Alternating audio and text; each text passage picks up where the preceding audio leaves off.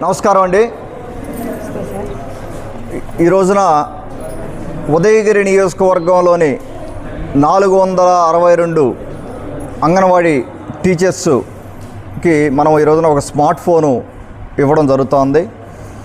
దీని ప్రధాన ఉద్దేశం టెక్నికల్ ఇష్యూస్ లేకుండా కొద్ది మోర్ కెపాసిటీ తోటే, అంటే పిక్చర్ క్లారిటీ గురించి కానీ, లేకపోతే దాని మెమరీ కెపాసిటీ కానీ, దాని హార్డ్ డిస్క్ అంటే మనం స్టోరేజ్ కెపాసిటీ కానీ అవి పెంచి 5G ఫోన్స్ మొత్తం 462 అంగన్వాడీ టీచర్లకి ఇవ్వడం జరిగింది. ఈ రోజున మీకు తెలుసు, టెక్నాలజీ పెరిగిన దానివల్ల ఎక్కువ మనం ఐటీ సిస్టమ్స్ ఇంప్లిమెంట్ చేస్తూ ఉన్నాం. మొబైల్ యాప్స్లో చాలా వరకు మనం సర్వీసెస్ తీసుకోవడం, సర్వీస్ ఇవ్వడం కానీ చేస్తూ ఉన్నాం. ఆంధ్ర రాష్ట్ర ప్రభుత్వం నుంచి మీకు తెలుసు, లోకేష్ బాబు గారు వాట్సాప్ గవర్నెన్స్ ద్వారా కూడా ఈ సమస్యలన్నీ తీసుకునేదానికి వాట్సాప్ గవర్నెన్స్ కూడా స్టార్ట్ చేయడం జరిగింది.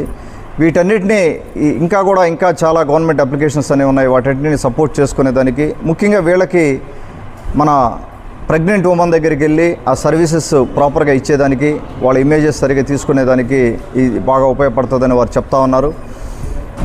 అలాగే వీళ్ళు తల్లిదండ్రులతో సమానంగా 3 సంవత్సరాల నుంచి 6 సంవత్సరాల వరకు తల్లిదండ్రులు ఎంతైతే చిన్నపిల్లల్ని కేర్ తీసుకుంటారో, మన సోదరీమణులు అంగన్వాడీ టీచర్లు అంత కేర్ తీసుకొని ఆ పిల్లల్ని చూసుకోవడం జరుగుతూ ఉంది. 6వ సంవత్సరం వరకు, అంటే వాళ్ళు స్కూలింగ్ స్టార్ట్ చేయ ముందు ప్రీ స్కూల్ అంటారు, అక్కడ వరకు వీరు బాధ్యత తీసుకొని చేయడం జరుగుతూ ఉంది.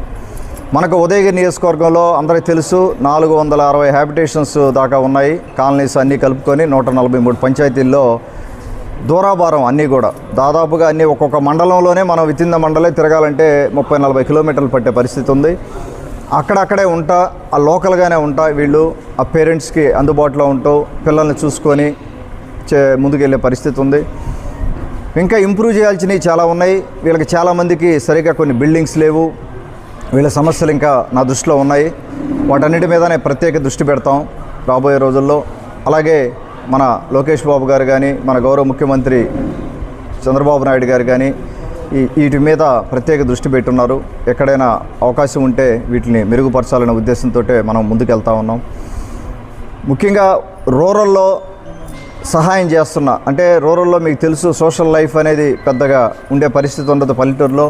అయినా కూడా ఆ పేదలను అర్థం చేసుకొని, ఆ పేద తల్లిదండ్రుల్ని అర్థం చేసుకొని వారికి సహకారం ఇస్తున్నందుకు ముఖ్యంగా మీరు అందరికీ నా ధన్యవాదాలమ్మా. అంగన్వాడీ టీచర్లందరికీ కూడా అది